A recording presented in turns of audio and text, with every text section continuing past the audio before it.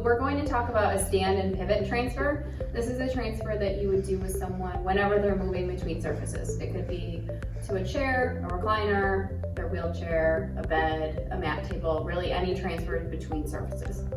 A person who can safely perform a stand pivot transfer has to be able to stand, and they have to be able to do most of the work on their own, meaning staff should not be having to physically assist them more than minimum to moderate levels of assistance. The person also needs to be able to take steps. It's really important that once they're standing, they're able to move their feet and turn to their destination so that they're not experiencing injuries to their legs or knees specifically. So I'm going to demo this transfer with Tony. We're going to do a stand pivot transfer from a wheelchair to a regular chair. So the first thing that you want to do is to make sure you have the environment set up safely for the transfer. So the transfer is a stand and a pivot, so you need to make sure you set your surfaces up at an angle. So for Tony, since he's in a wheelchair, I'm going to move the leg rest out of the way first. These just swing away. I really recommend just taking them all the way off and getting them out of your way so that you're not going to trip on them.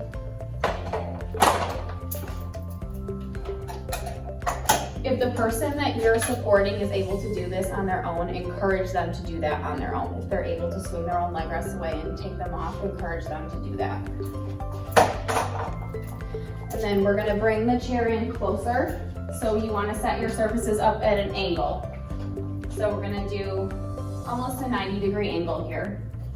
You'll find your preference depending on the transfer and the environment. You want to do an angle anywhere from 45 to 90 degrees. And you want to make sure that your surfaces are close to make sure there's not room for error. So if this chair was all the way over here, there's a lot of room for error here because we have to take more steps and there's more opportunity for something to go wrong. You want to make sure your surfaces are close. Once you get the chair in the correct location, you want to put the brakes on. If the person you're supporting is able to do that on their own, encourage them to do it on their own. Put the brakes on. So the person should be wearing their seatbelt. At this point, you're going to stand in front of them, have them lean forward. You might have to assist them. Just make sure you're standing in front of them. And then you're going to put their gait belt on low and snug. Make sure the Velcro is on flat and give it a test. At this point, you can take the seatbelt off, or the person that you're supporting can take their own seatbelt off. And then you want to make sure that the person is set up to participate in the transfer. You're not doing this for them, you're assisting them to do it. So you want to make sure that they're set up in order to do it on their own as much as possible. So you want to make sure the person's feet are on the ground. You either have them scoot forward if they're not, or you might have to assist them a little bit to do it. You want to make sure that they are ready to push up from the chair, and you want to make sure that they're leaning their weight over their feet first. Tony talked about in our sit to stand transfer how important it is that you're assisting people in a forward and upward direction and not pulling straight up. So you also want to make sure you're using your good body mechanics. You want to have a wide base of support. I recommend putting one foot between their feet, or you can go around either way. Just make sure you have a wide, stable base.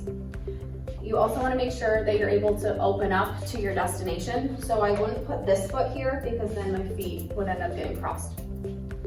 So set yourself up for the transfer. You're going to make sure you're using your good body mechanics. Bend your knees and your hips to keep that good curve in your back. Don't round your back. Don't bend over like this. You're using your body mechanics. You're going to reach all the way around the gait belt in the back. Keep the person close to you. You're going to count to 3. 1, 2, 3. Stand. And then you're taking some steps. Make sure that they're close to the chair. They should feel the chair against the back of their legs. They're going to reach back and sit.